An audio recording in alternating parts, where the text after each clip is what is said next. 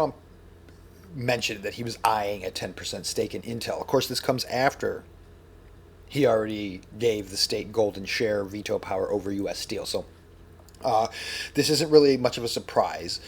The point of this post is just that this is not free market capitalism. I'm not sure what rationalizations a person could come up with, I'm not sure how they come up with these rationalizations. Well, I'll go through some rationalizations that people have made on a post made by Anomaly talking about this very article. Listen to the stuff Trump says here. He posted this on Truth Social. It's my great honor to report that the United States of America now fully owns and controls 10% of Intel, a great American company that has an even more incredible future. How is that a great honor? How is that free market capitalism? Of course, it's not. If you ask a Magacrat this, they will say they will either outright say they don't care about free markets because the stakes are too high. Same standard rationalization, right? Sacrifice freedom today for freedom tomorrow. So the politician says. It's obvious, and it has been for some time, that these guys are marching lockstep towards state ownership. They all basically believe that. The Republicans parrot free market arguments and claim that they support, laissez-faire or liberal democracy capitalism, but their policies say otherwise, right? They always have. They're more like corporate manipulators, corporate fascists, softer than Italian fascists, softer even than German National Socialists, but clearly in the vein of National Socialism and corporate cartelization through the state than free markets. So, plus $3.2 billion awarded to the company as part of a program called Secure Enclave. It's formally classified initiative that Congress appropriates fund for in 2024 after lobbying by Intel Politico reported in 2024. So, right there, this is literally just the same corporate fascism that the Republicans used to criticize. And, I've called them out for their blind hypocrisy in supporting basically the exact same underlying concepts as the Democrats that they argue against, with just trade controls and migration regulation generally. It's all the same concept. Here he is saying that, the first quote is just like, these are not the words of a person who believes in free market capitalism, right? It's a great honor to report that the United States of America now fully owns and controls 10% of Intel. Who thinks that that's great besides socialists, that the government is taking ownership stakes in companies? That's it's socialism, guys. You guys are brainwashed. So, and here's the other one that he's already done basically similar. I guess they're really pumping up the Fabian type stuff. Usually it takes a little while, right? They'll like teeter into it a little bit, and then they give it a couple years for people to kind of forget and psychologically adjust to the quote normalcy of the state having control over aspects of industry. And just a couple months ago he did this. He gave the state veto power over production aspects, relocation aspects, and such over U.S. Steel due to a Japanese company buying it. So, and that's exactly socialist perspective, right? The socialists hate foreign investment. They sometimes completely outright ban it. These guys are a little bit more clever than Marxists. They know that outright banning foreign investment is ridiculous, but they're going to use the state to strong arm and control it in the so-called national interest. It's you can't really get much closer. I guess the guy has to wave like a Nazi flag or a socialist flag and call himself a socialist for people to actually realize that this guy shares all the same underlying beliefs. We have a golden share, which I control or the president controls. Now I'm a little concerned, whoever the president might be, but that gives you total control, he said, of the golden share, which is just, this is the same blind nonsense that any other Democrat believes, that they don't realize. But it's so crazy because he does realize that you should be concerned of the precedent you just set. You are a crazy, delusional socialist, and you are now creating the precedent that the Democrats will probably use later to further nationalize industry, because you're going to set these little precedents. Trump is setting these little precedents. It is in a sense that Fabian type thing where they're going to slowly implement it. Like I say, it's kind of on hyperdrive now though, because he just did the golden share, which is control over the state without actually claiming an ownership stake. So he's exercising control without even claiming ownership. And then now it's like hard to say which one is worse, right? I guess in the long run, Marxism would end up being worse than what this guy's doing, because at least they're still pretending to recognize property. But now he's going 10% into ownership, outright ownership, right? So he's got the first initial thing was the state was going to exercise control without claiming ownership. Now they're going to exercise voting so-called rights with a stake of ownership. Whichever way you slice this guy's not moving anywhere towards free market capitalism. So, and this was just Anomaly's post, which I heard about, that he was eyeing this 10% stake a couple weeks ago. But Anomaly asks, is this capitalism? It really depends on what you mean, but it's definitely not free market. But I just want to highlight a couple other replies to this comment where, this guy's just mindless. So the question is this capitalism? And this guy replies, not knowing anything specific. Like, what are you talking about? You already know all the specifics you need to know. The state now has 10% ownership in a company. Okay, I would hazard a guess this has to do with the strategic interest of the country. Yeah, you would hazard a guess. Well, dude, you can paint this up as intellectually proper and grammatically beautiful as you wish.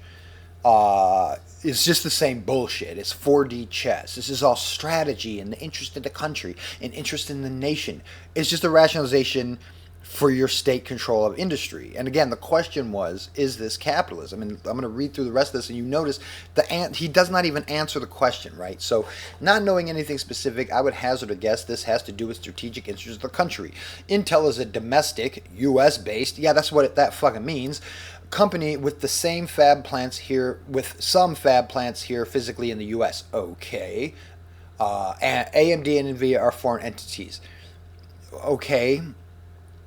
What does that matter? The ability to manufacture, the whole point, like going back to the golden share, like a foreign entity wants to buy a company and the state steps in and says no. So, either way, it's like you've boxed yourself in, because they're attacking foreign investment, they're attacking domestic companies. Nonsense. The ability to manufacture boards, chips here in the U.S. from an actual U.S. company is important to the strategic interests of the company. Okay, well, we're just parroting the same line. Like, we get that that's what you guys believe and are saying. And within your delusional idea that the state should control industry, yeah, I get what you're saying. This also ties into the AI aspect of things as well, which is going forward is only going to get more important to everything for good or ill, and you need computational power for that. Okay, great. So therefore the state should own Intel? Or what are you saying here, bro? Because all this is meaningless gibberish. So it's in the U.S. best interest to protect that ability to some degree. Right, there it is. So that's what he's saying. It's good that the state owns industry. That's his euphemism for that is protect that ability to some degree. That's a euphemism for state control of industry, for the state owning shares in companies. It might seem weird to some people, but from that perspective, it makes sense. Well, yeah, from the totalitarian socialist perspective, yes, all of their economic controls make sense, of course, to them. I've noticed that it's hard for me to understand nuanced concepts. No, it doesn't seem weird, okay? It seems insane because it's basically textbook fascist socialism. They're teetering on that anyway. Like, this is all prerequisite. The Fabian concept, pushing it further and further slowly through precedent. And it's not hard to grasp. It's hard for this guy, obviously, to grasp this concept because, again, he didn't even answer whether this is capitalism or not.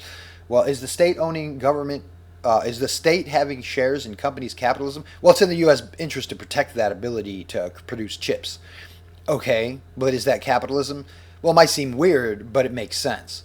But is this capitalism? Well, the ability to manufacture boards is strategic interest. It's just brainwashed socialist nonsense. And then here's another guy on that same thread. No one batted an eye with the other bailouts. Why does anyone care about this? Because Trump did it. Well, obviously, this guy just opened his eyes 6 weeks ago, if that. Because it's like I have to write post number 2 to this post, which I wrote back in November when I saw this silly meme floating around. They didn't bat an eye. Who cares if poor people abuse the system? Rich people do every day, and you all ain't bat an eye. But yes, we have. It says right here, Ron Paul, for example, warned the public. You can look this up. There's a link in that blog post about the coming housing crash as early as 2003. He was talking about this, that the subprime rates and the inflation and the Federal Reserve pumping the money into the system, loosening up credit so that they're going to, prey on the poor by giving them these subprime rates. we were calling this out 5 years in advance, and we've been doing this since the New Deal.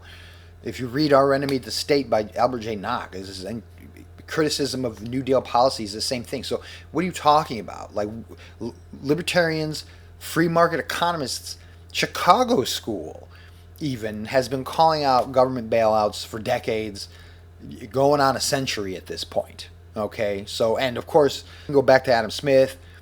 We can go back to Labatouine, if I'm pronouncing that correctly. Discourse on Voluntary Servitude. That was like 16th century. So we can go back even that far, and people were criticizing your arguments that far back. And these socialists and these Trump people too is the same logic, right? So, yeah. So I guess I need to write another post for this guy, or I just I sent him the link to that one, and I said, I guess I need to write another post for you guys who are blind to what we've been telling you, and even on this post, people are telling you this. What do you mean, no one batted an eye? Do you think we're socialists? We care because Trump did it. No, we were criticizing TARP. We were criticizing CARES Act. We were there saying all that. You guys were calling us crazy on the news. Literally calling Ron Paul crazy, making fun of him, acting like his ideas didn't matter. I mean, at the time, sadly, I was one of them because I didn't become an anarchist until after that, until Obama's first campaign. And I realized that I realized he was just increasing the wars. He campaigned on closing Gitmo and then just completely ignored it after he... and then I further started analyzing both sides of this, so-called both sides of this, and I finally got pushed to being an anarchist. So here's just some other random stuff. Duncan Trussell, who I listen to him talk on Rogan, it's he's just another one of these guys, it's they don't get what they're talking about, but they kind of do, but it's they really don't grasp the fundamentals and the inner workings of all of this and of the philosophy and what freedom really means. So one of my favorites that I love to go and talk trash on and debate. I mean, I don't just talk trash, and sometimes there'll be good things, sometimes, most of the time not though. But Political Atheist shares this. This is something that we have been saying for decades again, while you guys were calling us crazy. Republicans are the violent alcoholic father, Democrats alcoholic father. We've been saying that. We have noticed and articulated the more paternalistic ideas of the state strongman that the so-called right-wing authoritarians believe in, and we've also identified that the maternal rhetoric of the Marxists and the way that the socialists on the so-called left want the state to kind of take care of everybody as though it's this maternal figure. So America's a schizophrenic kid thinking about burning down the house. Yes, not a bad analogy, metaphor, but just the point of this rant is the fact that Political Atheist is a page. They literally want the government to monopolize healthcare. They support Bernie Sanders and AOC and all that. So it's you're both, right? Because they want the government to protect everybody, take care of them, but they also, obviously, in order to impose that, they have to bring out the tanks and the boots and impose their centralized concepts on everybody by force, because that's all the state has, right? So you're both of the alcoholic father and the manipulative, overprotective mother. I mean, that is basically the Marxist. And then here we've just got, kind of just more ignorance as to what the state really is. I find this picture of these two clowns hilarious. It's every time I see politicians laughing like that, it's dude, they're laughing at you, bro. But just read this. A remarkable reality of the Mamdani campaign is how much the financial and political establishment fears him. That's bullshit propaganda, man. This is the same old controlled opposition type nonsense. I mean, again, these two people are essentially totalitarians, man. If they were to have their say, vast aspects of industry would be monopolized under the state, okay? So the idea that the political establishment fears politicians who want to monopolize industry through government is just absurd.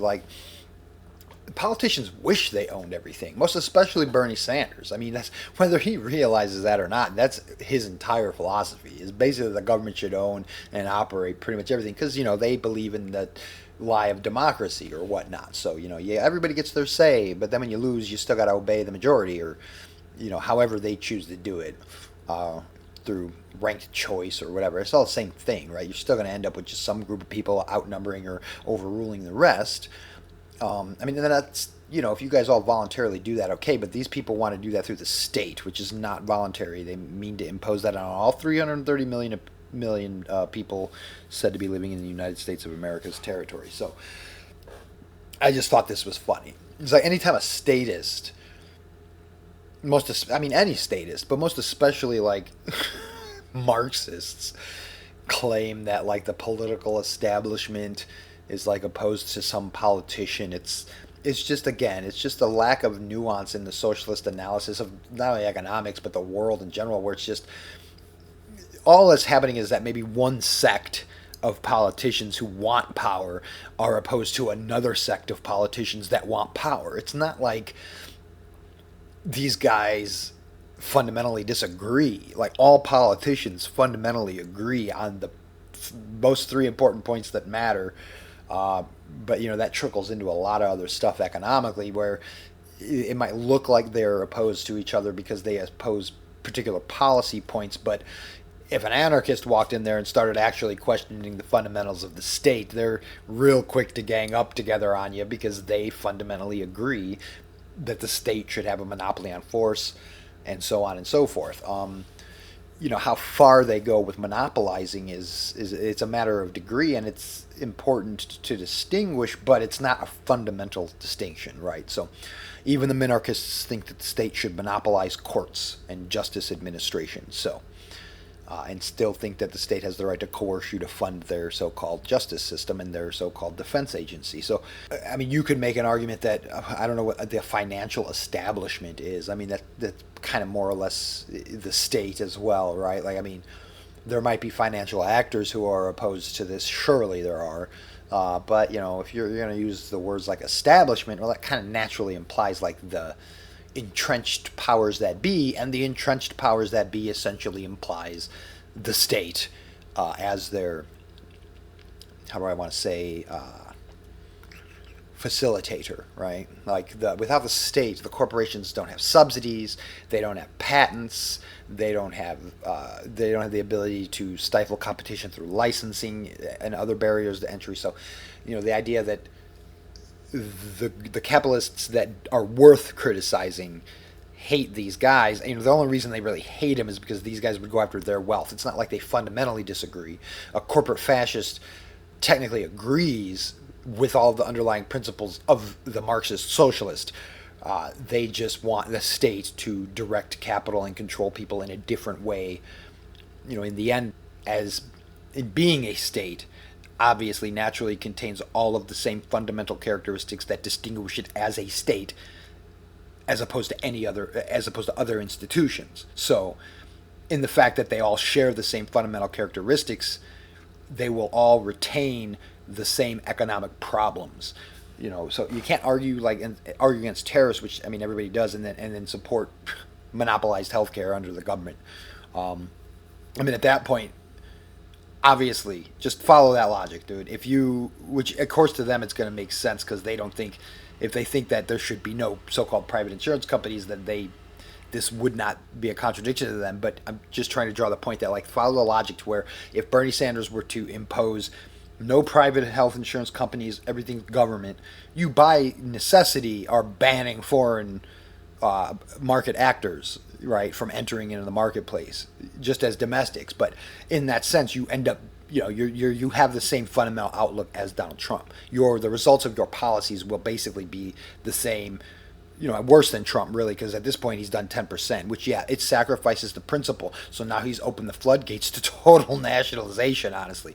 But 10% ownership is pragmatically less bad than outright nationalization, right? But still, in the end, they all fundamentally agree on the violation of the principle of property rights in the market, right? Now, granted, Trump he didn't send the feds in to outright take by brute open force that 10% or that golden share. But again, this is how they do it. Is if the government shows up and tells you it wants a deal, just imagine what your mind state would be like. Think about the anxiety a person gets over the IRS just sending them a letter or something. Like, it might not even end up being a bad letter. You might end up actually getting money back. But your first inclination, no doubt, unless you already know what's happening and you know it's going to be a so-called refund. The anxiety of dealing with the state, man, it makes it easy for them to strong-arm people. And especially a guy like Trump, who's just kind of like a meathead and has the power of the largest terrorist organization in the history of the planet behind him. Yeah, I mean, are we going to consider this like pure market transactions? I mean, we can't even, just by necessity, because it's the state. But I would err on the side of that was probably less voluntary than people would like to paint it up as being. But I guess I'll end that rant now. I think I've made all my points. Maybe I didn't articulate them very well, but wow, I mean, it's like nobody really knows what's going on at all. The vast majority of the population is so deeply brainwashed at this point. It's interesting to see. All right, well, good luck.